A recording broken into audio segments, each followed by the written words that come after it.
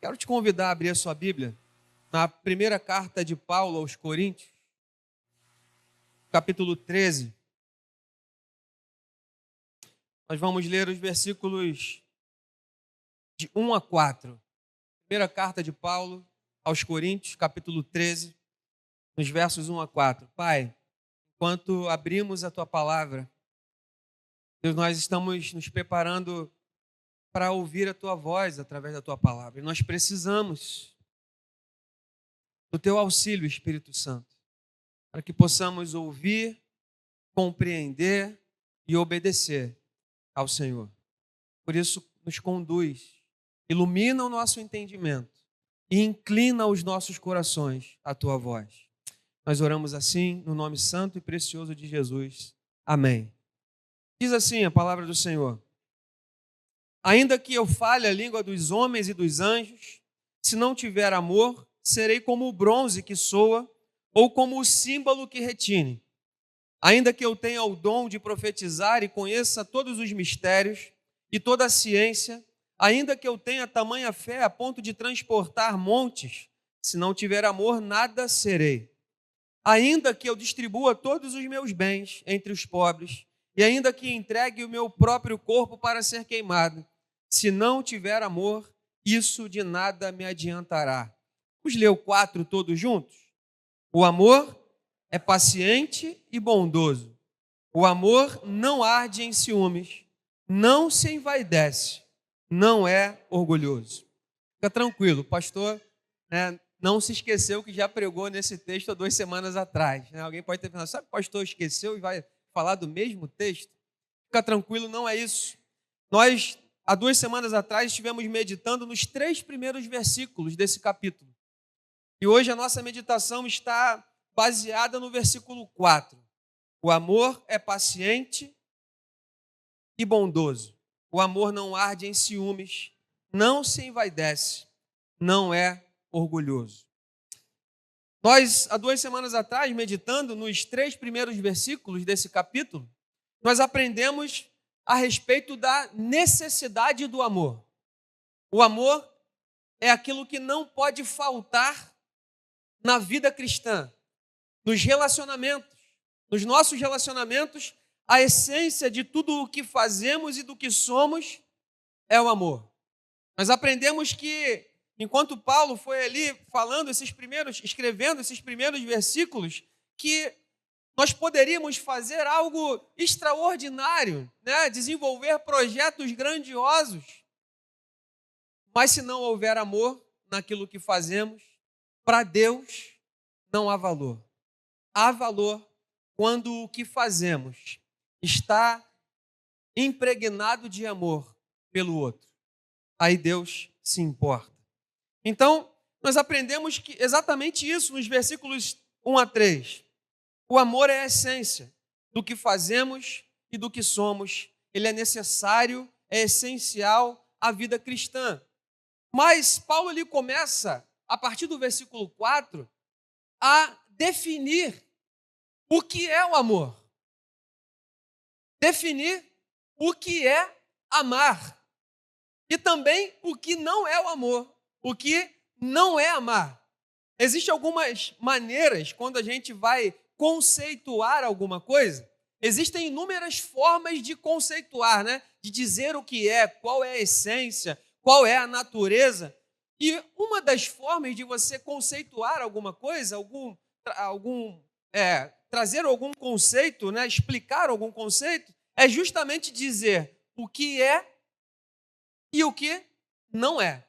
E Paulo começa aqui nessa descrição a respeito do que é o amor, do que é amar, justamente usando essa maneira de conceituar, porque Paulo diz assim: o amor é paciente. O amor é bondoso. E ele também diz alguns aspectos que o amor não é. O amor não arde em ciúmes. O amor não se envaidece. O amor não é orgulhoso. Então, quando nós olhamos para isso que Paulo ele vem tratar agora, Paulo trata nos 3 primeiros versículos a respeito da necessidade do amor. a necessidade de amar. E agora Paulo vem, inspirado pelo Espírito Santo, nos dizer e falar e explicar qual é a natureza do amor. O que é amor? O que é amar? E a primeira descrição, é como se Paulo, a palavra de Deus, viesse colocar diante de nós um retrato do amor. Um retrato do que é amar. E a primeira descrição que Paulo traz a respeito, dessa imagem do que seria, do que é o amor, Paulo diz: o amor é paciente. E quando nós olhamos, talvez na nossa cultura, paciência tenha muito a ver apenas com esperar. Não é assim? Quando a gente fala, olha, seja paciente, na nossa cultura a gente está falando, espera. Mas quando nós olhamos para o verbo que Paulo usa aqui no texto, e que é traduzido por é paciente, ele significa ter uma paciência com respeito a ofensas verdadeiras que sofremos de outras pessoas. Quando Paulo usa esse verbo, o amor é paciente, Paulo está falando de ter paciência com injúrias reais que sofremos de outras pessoas. Ou seja, essa paciência tem a ver com alguém que é lento para retribuir na mesma moeda uma ofensa. Essa paciência tem a ver com alguém que é lento para se vingar de alguma coisa que recebeu de alguém e não gostou. Essa paciência tem a ver com alguém com uma atitude de ser demorado para se zangar com alguém, para se irar contra alguém que nos fez um mal. Esse é o sentido. Ou seja, quer dizer que alguém que ama, nesses termos da palavra de Deus, um amor cristão, um amor bíblico, que é fruto do agir do Espírito Santo de Deus. O significado é que alguém que vive esse amor é alguém que está muito mais disposto, muito mais propenso até a aceitar traços, características de personalidade dos outros, que muitas vezes nos desagradam. Muitas vezes não caem bem aos nossos olhos, na nossa perspectiva. É alguém que é muito mais propenso a ter uma paciência duradoura. É isso que Paulo está falando. O amor é paciente. Meu irmão, minha irmã, vamos confessar. Essa não é uma qualidade natural nossa. Não é verdade? Vamos ser sinceros. Quando nós olhamos para a realidade do mundo que nos cerca, para a cultura que nos cerca, se alguém aí no trânsito toma uma fechada de alguém, até mesmo que seja sem querer, o ímpeto imediato não é, vai com Deus, Deus te abençoe. Não é verdade? O impulso natural é dar uma acelerada, tentar ultrapassar e devolver a fechada. Quando nós recebemos uma palavra, uma ofensa de alguém, seja por uma palavra, seja por uma atitude que não nos agradou, vamos ser francos. O nosso impulso natural é devolver a injúria, é devolver a ofensa. Se possível, uma injúria um pouquinho maior e uma ofensa um pouquinho mais grave. Porque pagar na mesma moeda não é suficiente. A gente tem que sair por cima.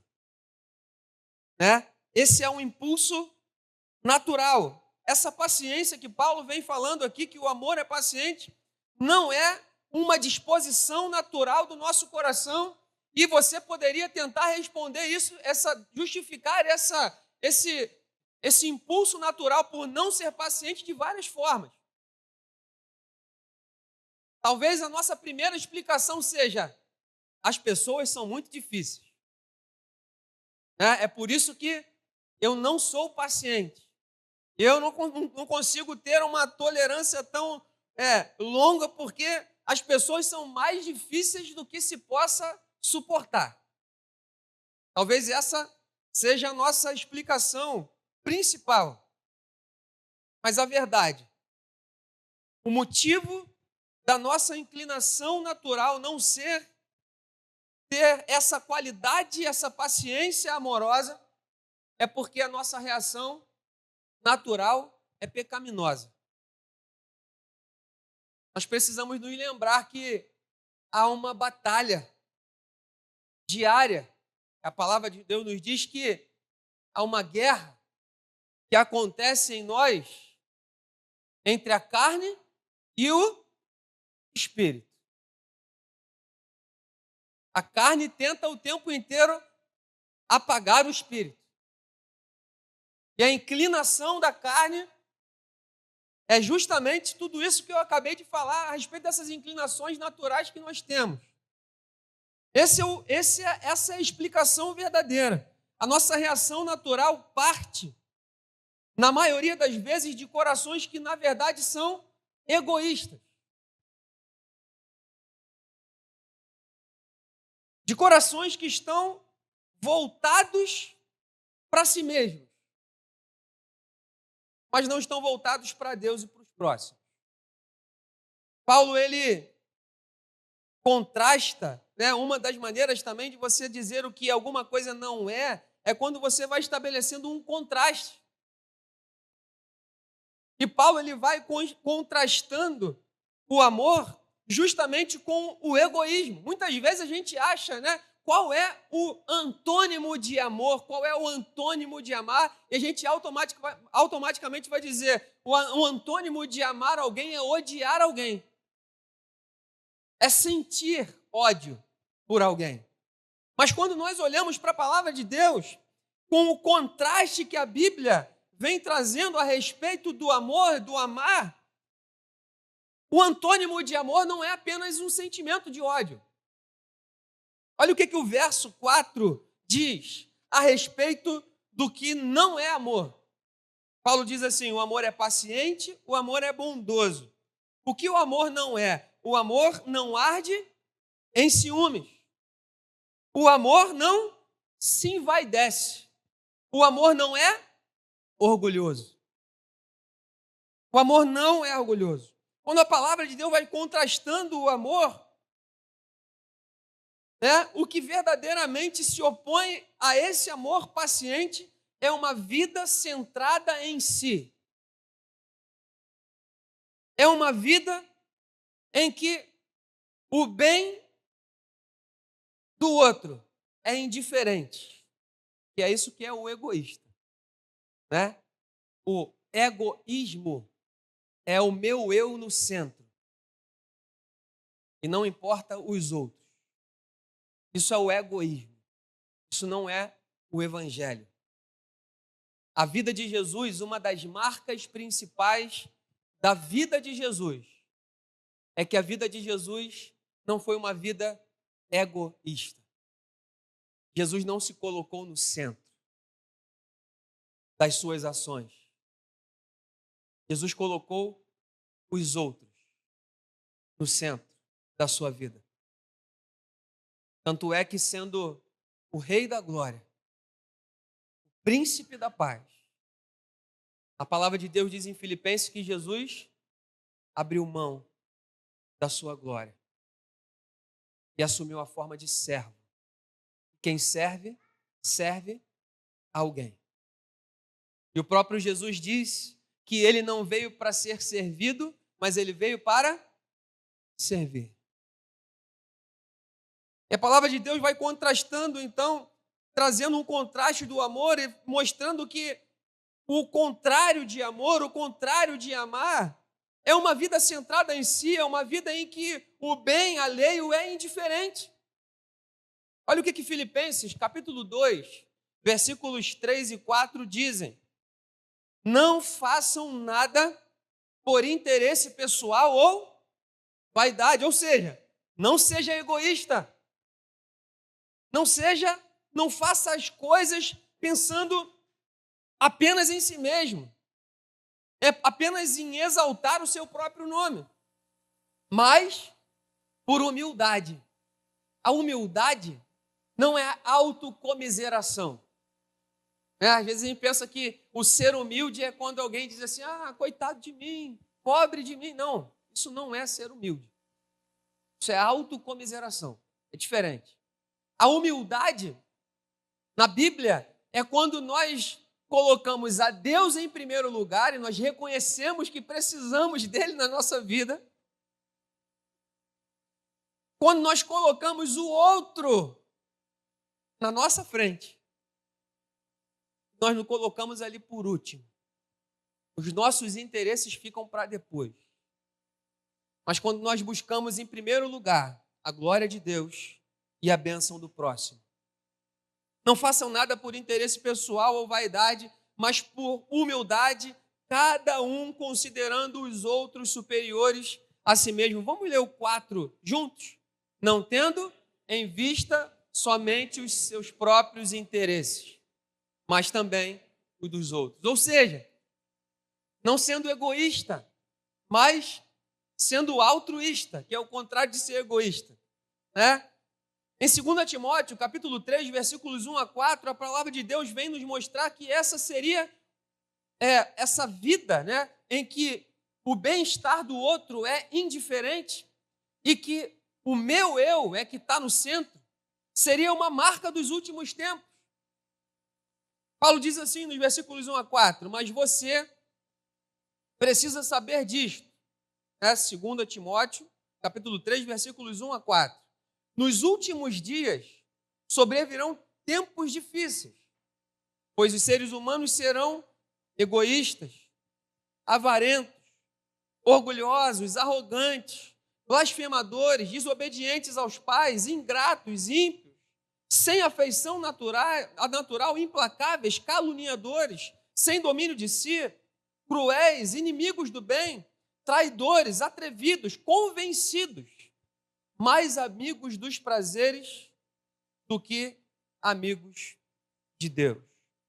Então, meu irmão e minha irmã, quando nós olhamos porque a palavra de Deus diz que é a característica natural dos últimos tempos, que é essa realidade que Paulo descreve ali, a gente consegue perceber, né, e quando nós olhamos para a descrição do que é o amor na palavra de Deus, a gente vai percebendo que nós estamos sendo continuamente tentados em nossas relações a reagirmos às ofensas e às injúrias que sofremos e a reagirmos até mesmo às características dos outros que nos desagradam muitas vezes, né? Aos traços de personalidade dos outros que nos agradam, com vingança, porque é assim que o mundo reage, com ressentimento, com mágoa, não é assim?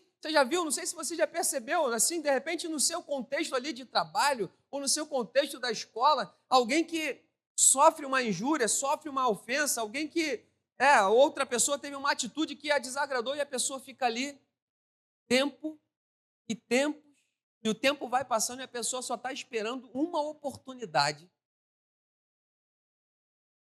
Ela está maquinando a oportunidade perfeita para dar o troco. Ou ela recebe uma ofensa, ela recebe uma injúria e ela leva aquilo para o coração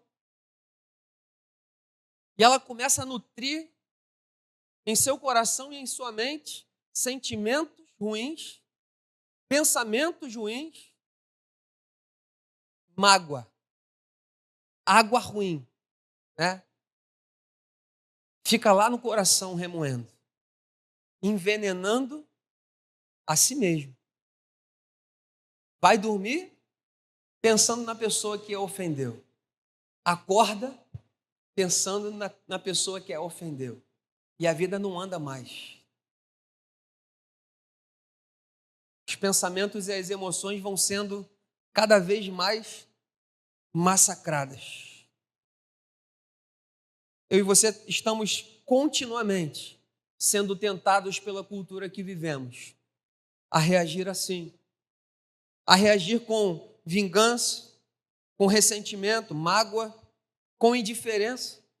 Você já viu? Olha, para mim, agora essa pessoa não é simplesmente mais nada. Isso é indiferença. Como se ser indiferente está tudo bem. Eu fui ofendido, eu fui injuriado. A partir de agora, o que é essa pessoa não ser mais nada? A partir de agora, essa pessoa para mim morreu. Eu nem me alegro se ela for bem, nem me entristeço se ela for mal. O que ela fala não tem mais importância para mim, o que ela faz, muito menos. E muitas vezes eu e você, nas nossas relações, não apenas de trabalho, mas inclusive nas nossas relações, como parte da comunhão dos crentes, dos santos, naturalizamos essas reações que não são reações que vêm do Espírito. São reações que são propostas do mundo. São reações que são propostas da carne. São reações que são propostas do diabo, do inimigo das nossas almas. Porque quando nós olhamos para o Evangelho, quando nós olhamos para aquilo que Jesus fez por nós, quando nós olhamos para a pessoa de Jesus, que abriu mão da sua glória e assumiu a forma de servo e foi humilhado de todas as maneiras, e não desistiu de me amar, não desistiu de me salvar, mesmo sendo ofendido por mim. E foi obediente, diz Filipenses, até a morte, e morte de cruz, que era a pior morte que alguém poderia sofrer. Quando nós olhamos para o Evangelho, quando nós olhamos para Jesus, quando nós olhamos para o reino de Deus, para o qual nós fomos transportados por Deus através de Jesus, diz a palavra de Deus que nós fomos tirados do império das trevas, onde essas reações são normais, mas nós fomos transportados para o reino do Filho do seu amor. Quando nós olhamos para a presença do Espírito Santo de Deus em nós, que a palavra de Deus que diz que o fruto do Espírito Santo de Deus nas nossas vidas é, qual é o primeiro fruto? Amor. Não há como naturalizar reações como essas que foram descritas, que são reações do mundo. Quando nós olhamos para a palavra de Deus, quando a Bíblia vai descrevendo a natureza de Deus, os atributos de Deus, quem Deus é,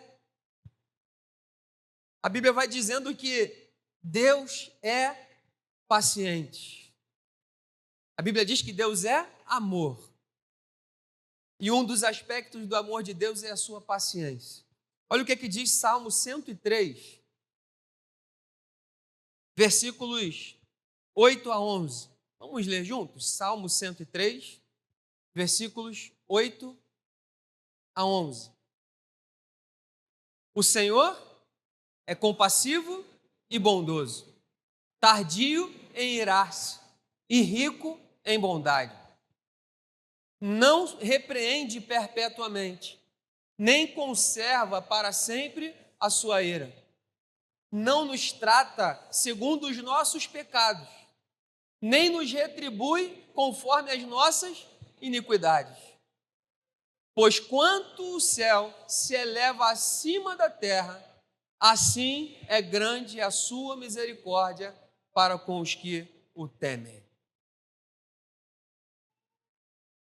Você consegue entender quem é Deus? Ou como é Deus? Compassivo e bondoso, paciente, bondoso, tardio em irar-se, rico em bondade.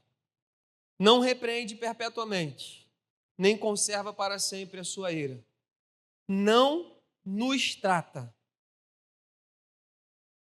Você poderia ler de novo? Vamos ler o versículo 10 novamente, mas você vai ler, você vai tirar o nos e você vai colocar o me, porque é assim que Deus me trata, é assim que Deus te trata. Vamos ler novamente, você vai colocar o me. Não me trata segundo os meus pecados, nem me retribui conforme as minhas iniquidades. Eu não sei se você se lembra, mas você peca. E a Bíblia diz que o pecado é a quebra da lei. Mas não é de qualquer lei. É a quebra da lei de Deus. Ou seja, quando nós pecamos, nós não quebramos apenas uma lista de regras. Nós ofendemos a Deus, que é perfeitamente santo. Mas esse Deus que é perfeitamente santo e que tem uma ira que é justa e santa, não nos trata de acordo com as ofensas que cometemos contra Ele. Nem nos retribui de acordo com iniquidade. Iniquidade é uma multidão de ofensas. Por quê? Porque Deus é amor. E o amor de Deus, ele é paciente, tardio para aplicar a sua ira, rico em misericórdia.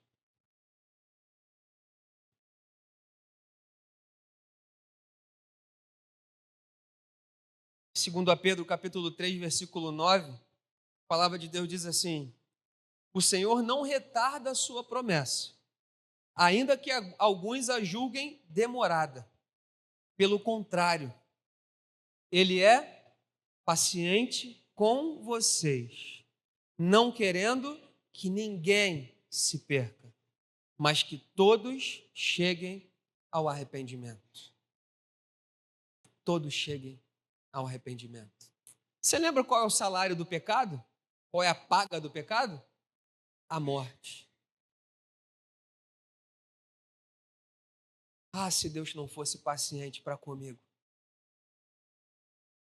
Ah, se Deus não fosse misericordioso para comigo e contigo.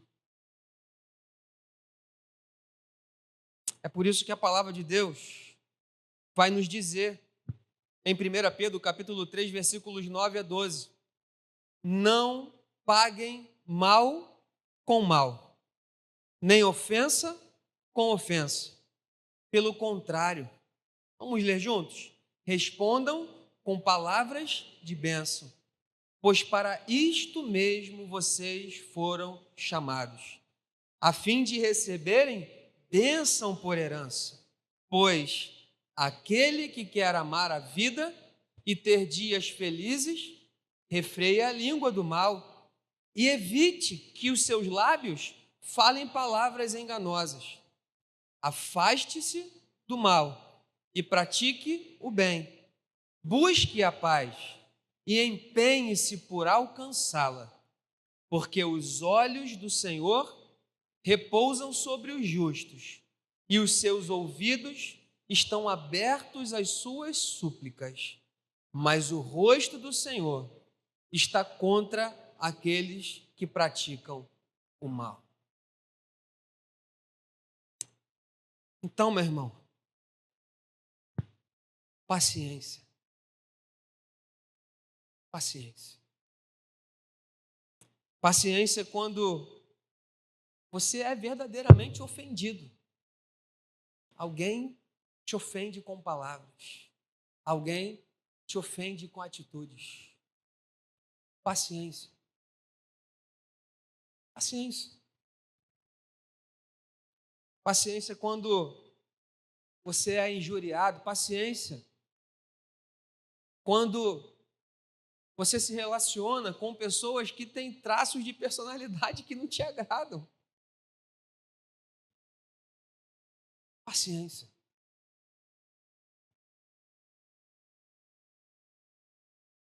Tolerância. É isso que a palavra de Deus está trazendo para nós. Paciência. Talvez você esteja pensando, mas nem todo mundo age assim comigo, pastor. Nem todo mundo é tão paciente assim. Quando sou eu o ofensor. Quando são os meus traços de personalidade que desagradam. Meu irmão. Nem sempre isso será recíproco, imediatamente. Nem sempre essa reciprocidade acontecerá necessariamente entre as mesmas pessoas. A gente fica esperando essa reciprocidade imediata. Eu sou paciente com o Lucas, o Lucas é paciente comigo. O Lucas releva as ofensas que eu cometo com ele e eu relevo as ofensas que ele comete comigo. E assim, esse é o ideal. Mas nem sempre é assim. Não espere reciprocidade imediata das pessoas com quem você se relaciona para expressar esse amor paciente. A base desse amor paciente não é a sua reciprocidade com o outro, é o que você recebe de Deus. Porque de Deus você tem recebido paciência continuamente. Deus tem sido paciente com você e comigo. Amém?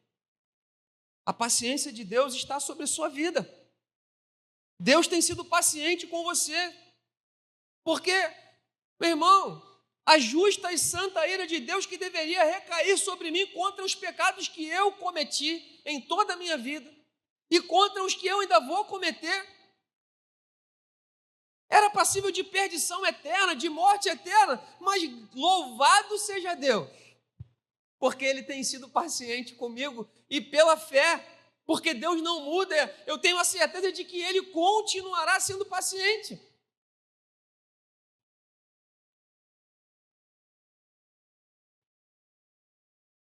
Em vez de dispensar sobre a minha e a sua vida a justa ira, a ira Ele mesmo sorveu em Cristo Jesus, na cruz do Calvário, para dispensar sobre a minha e a sua vida graça sobre graça. Nós precisamos nos lembrar que graça é algo que nós não merecemos. Nós ficamos esperando pessoas merecerem a nossa paciência, pessoas merecerem reações como essa que a palavra de Deus vem nos orientando, mas não é questão de merecimento. Porque Deus não nos trata de acordo com os nossos pecados, Deus não nos trata de acordo com as nossas iniquidades, mas Ele nos trata de acordo com a sua graça, com a sua misericórdia.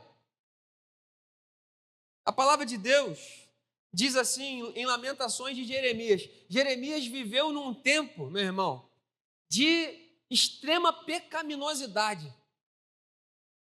O povo de Deus estava pecando, muito. Havia um remanescente fiel.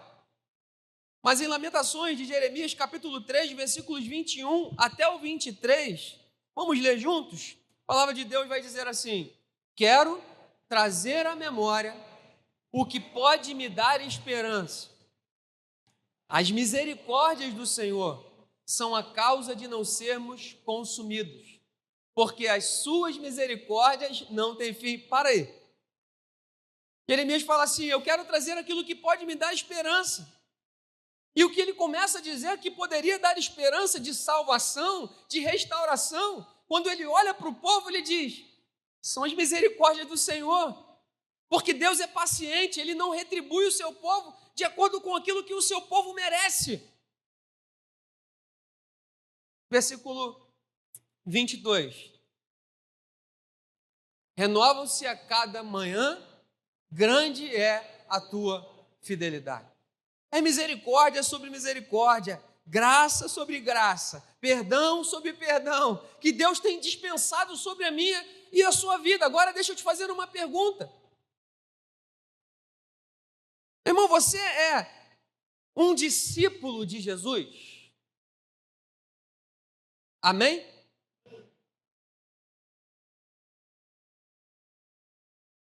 Você é templo do Espírito Santo?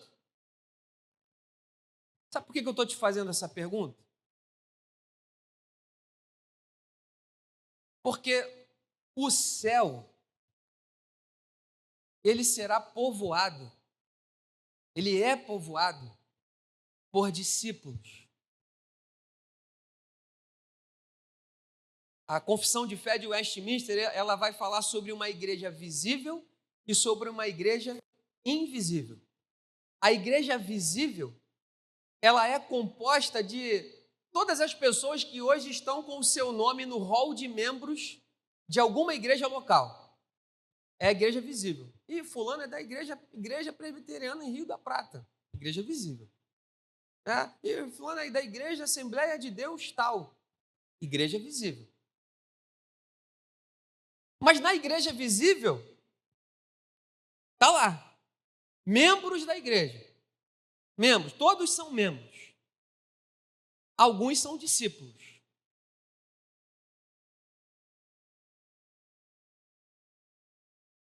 Membros da igreja. A palavra de Deus vai dizer que dentro do meio da igreja, visível, tem joio e tem trigo.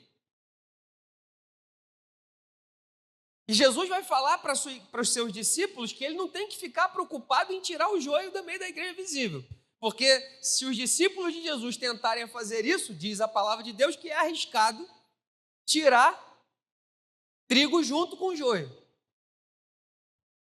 Quem vai fazer isso? Jesus, quando voltar, na hora da colheita. O vento vai bater e o joio é só palha.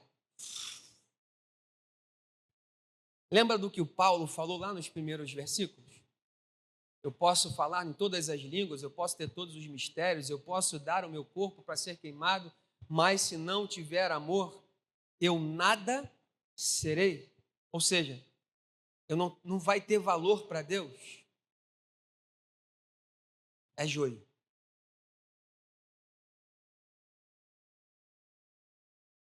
Por que eu te perguntei se você é um discípulo?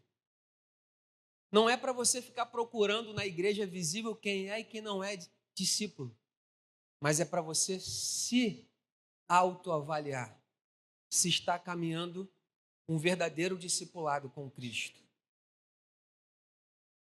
Porque a igreja invisível, que só Deus vê, ela é composta apenas de discípulos. E é essa igreja que vai reinar em glória com Cristo Jesus. Então nós precisamos estar atentos, porque será que eu sou um discípulo de Jesus verdadeiramente? Esses dias o meu filho, o Pedro, me chamou, eu estava já no quarto para dormir, e do nada o Pedro entra pelo quarto adentro e sobe a cama e fala: pai, eu estou confuso. Por que você está confuso, meu filho? Porque eu sei que as pessoas morrem, eu sei. E quando as pessoas que eu gosto morrem, eu fico triste. Eu também, meu filho. Mas a questão, qual é o problema disso? A gente se entristece. Não, pai, é porque um dia eu vou morrer. E eu estou com medo. Quando eu morrer, para onde eu vou? Eu falei, essa dúvida você não pode ter em seu coração. Tem coisas que a gente pode ficar com dúvida. Qual é a cor da roupa que eu vou vestir? Qual é a bicicleta que eu vou comprar? Né? Qual é a carreira que eu vou seguir? Mas tem coisas que não pode ter dúvida. E eu perguntei, quem é que vai para o céu, meu filho? Ele disse assim, quem Deus decidir. Eu falei, é verdade. Mas eu disse assim, você pode e deve ter certeza da sua salvação. E como é que a gente tem certeza da nossa salvação? Se estamos vivendo verdadeiramente como discípulos de Jesus. Não é uma estética externa,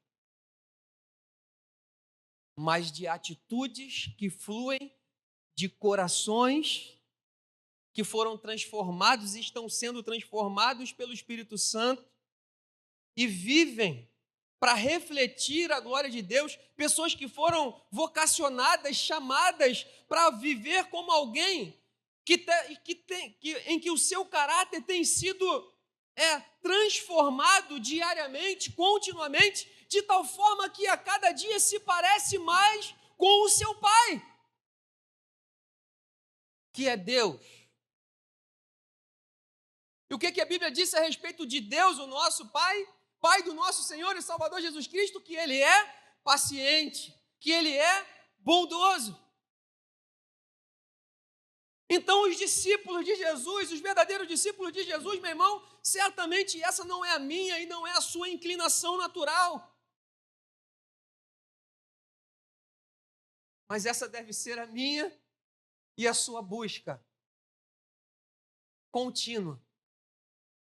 Porque nós precisamos nos parecer mais com o nosso Pai.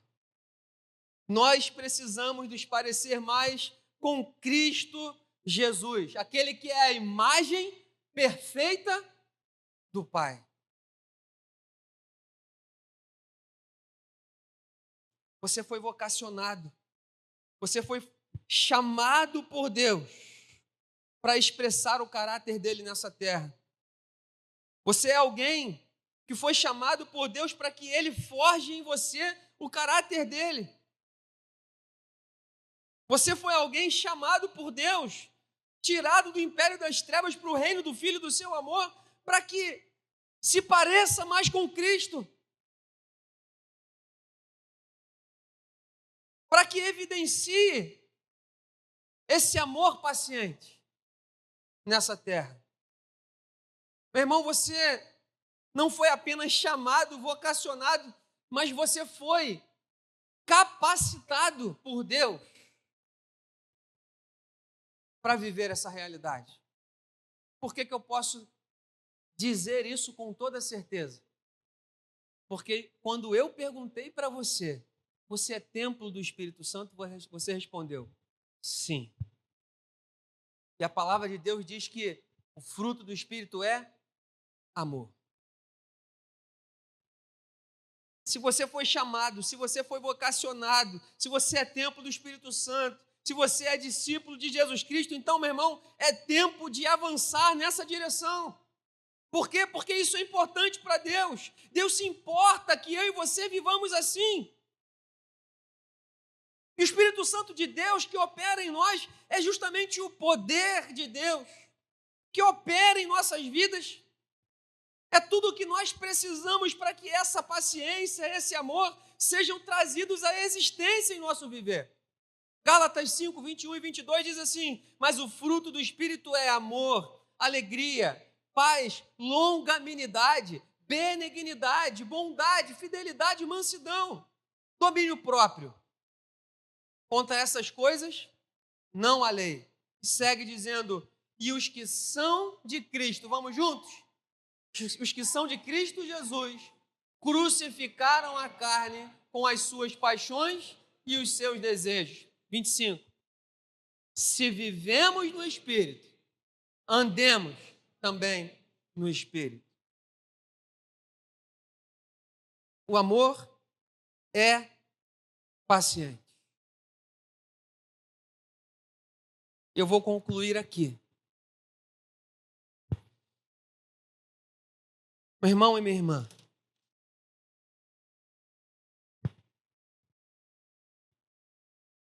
Às vezes a gente fica em dúvida a respeito de algumas coisas, como já foi dito aqui, mas tem coisas que a Bíblia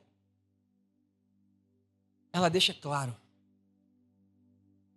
né? A gente pergunta assim: será que Deus quer que eu atue em tal profissão?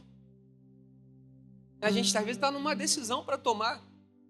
Será que Deus quer que eu vá para determinado lugar? A gente fica na dúvida às vezes. Será que Deus, a pessoa com quem eu estou ali, estou gostando, né? Está aí a juventude, está ali se preparando. Está lá, Jean e a Camille, já não tem mais dúvida, né? Ali já está certo. Mas, às vezes, né, uma juventude mais nova, né? Será que é essa pessoa que Deus quer? Ou não? Às vezes a gente fica com dúvida a respeito de algumas coisas, mas tem coisas que não há dúvidas. Talvez você pudesse se perguntar: será que Deus deseja que na minha vida eu evidencie esse amor paciente para com os outros? Será? Você tem alguma dúvida a respeito disso? Não. Sim ou não? Não há dúvidas. Não há dúvidas de que é precioso. Irmãos, são tantos textos da Bíblia falando a respeito dessa realidade de quem é Deus, de que Ele é paciente e bondoso. Tantos textos. São tantos textos falando a respeito desse viver que Deus espera de nós, que a gente parou no amor é paciente. Sabe por quê? Porque isso não é pouco importante para Deus. É porque Deus espera que nós olhemos para a tamanha paciência dele para conosco e amor. E a gente não espere reciprocidade. A gente seja apenas um canal onde a paciência e o amor de Deus para com os outros fluam da mesma maneira que a bondade e a paciência de Deus flui continuamente nas nossas vidas. Esses são os frutos que Deus deseja ver no meu e no seu viver. João capítulo 13, versículo 34 e 35, Jesus diz assim para os seus discípulos: eu lhes dou um novo mandamento, que vocês amem uns aos outros, assim como eu os amei, que também vocês amem uns aos outros. E o 35, vamos ler juntos? Nisto todos conhecerão que vocês são meus discípulos, se tiverem amor uns com os outros. Lembra da pergunta? Você é um verdadeiro discípulo de Jesus? Jesus diz: é aí que você vai saber se é um discípulo. Se você amar. E como uma expressão do seu amor, ser paciente. Vamos orar?